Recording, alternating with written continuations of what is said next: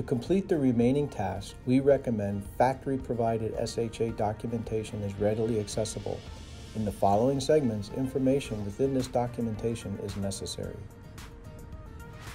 Flushing and bleeding of the service kit assembly is necessary to remove any foreign liquids, contaminants, and air prior to the sampling and filling process. Connect the sampling adapter to the micro hose. Open the container bottle and align the assembled fitting unit vertically with the threaded connection upward. Insert the sampling adapter into the container and activate the drive unit by pressing the green Power On button. Flushing and bleeding is successful once the liquid flow is smooth and without bubbles. A liquid volume of approximately 20 to 25 milliliters or 3/4 of an ounce may be necessary. Stop the drive unit by pressing the green button again. Both indicator lights should be off. Remove the sampling adapter from the micro hose.